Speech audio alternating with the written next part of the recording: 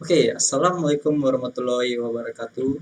Perkenalkan, nama saya Kosya Priliko, mahasiswa Sekolah Tinggi Ilmu Ekonomi Pembangunan Tanjung Pinang, kelas Manajemen Malam 2, dengan NIM 19612231. Terima kasih kepada Pak Yusrizal, dosen kami di mata kuliah Pengantar Teknologi Informasi yang telah memberi kami tugas. Di sini saya akan membahas tentang e-commerce. Kawan-kawan sekalian pasti sudah tahu kan apa itu e-commerce. Berdasarkan informasi yang saya dapat di akademia.com, e-commerce atau electronic commerce merupakan salah satu teknologi yang berkembang pesat dalam dunia perinterneten.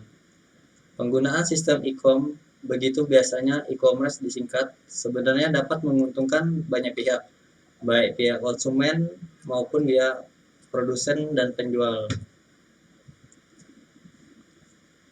Di sini akan saya menjelaskan definisi e-commerce. Electronic commerce sebagai bagian dari electronic business atau bisnis yang dilakukan dengan menggunakan electronic transmission. Secara umum, e-commerce dapat didefinisikan sebagai segala bentuk transaksi, perdagangan atau perniagaan barang atau jasa dalam kurung trade of goods and service dengan menggunakan media elektronik. Kesimpulannya, e-commerce is part of a business. E-commerce adalah kegiatan bisnis yang menyangkut konsumen, manufaktur, service provider, dan pedagang perantara dengan menggunakan jaringan komputer, yaitu internet. Nah, di sini kemudahan-kemudahan yang dimiliki oleh jaringan internet yaitu internet sebagai jaringan publik yang sangat besar.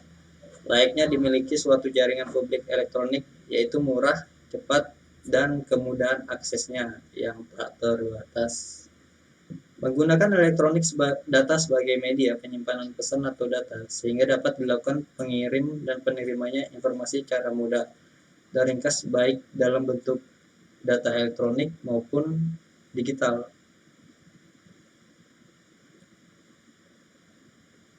Pengertian e-commerce menurut beberapa pakar yang saya dapati di akademia.com, menurut Julian Ling dalam bukunya E-commerce Law and Practice, mengupakan bahwa e-commerce sebagai suatu konsep yang tidak dapat didefinisikan.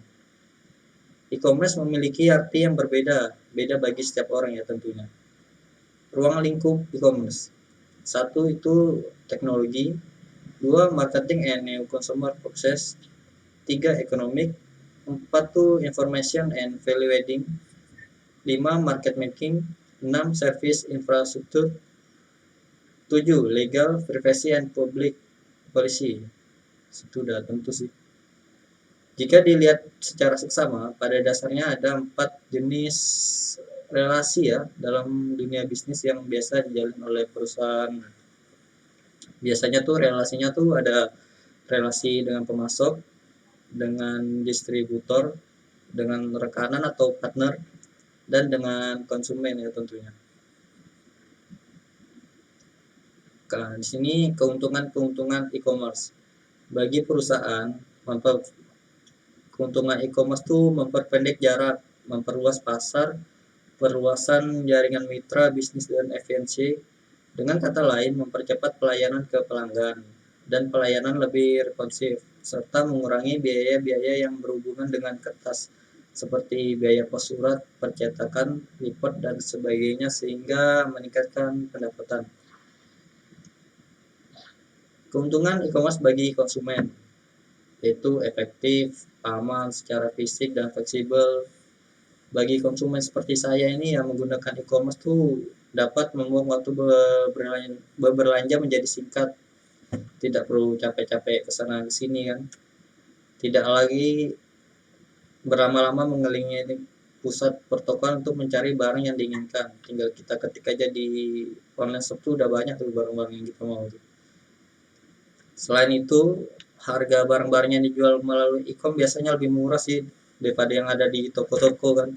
karena jalur distribusi dari produsen barang ke pihak penjual lebih singkat dibanding dengan toko konvensional.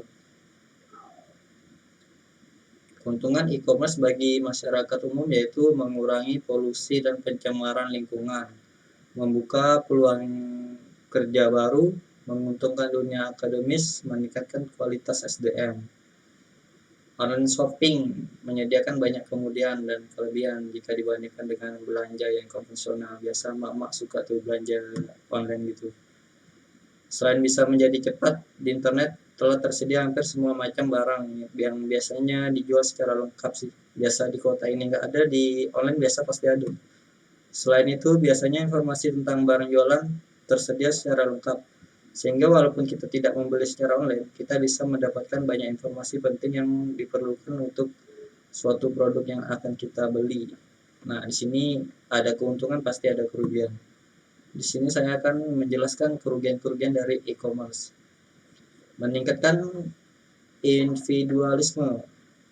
Pada perdagangan elektronik, seseorang dapat bertransaksi dan mendapatkan barang atau jasa yang diperlukan tanpa bertemu dengan siapapun. Terkadang menimbulkan kekecewaan. Apa yang dilihat di layar monitor komputer sekarang berbeda dengan apa yang dilihat secara kasat mata. Tidak cocok. E-commerce di Indonesia. Di Indonesia sistem e-com ini kurang populer ya, karena banyak pengguna internet yang masih menyaksikan keamanan sistem ini dan kurangnya pengetahuan mereka apa itu e-com yang sebenarnya.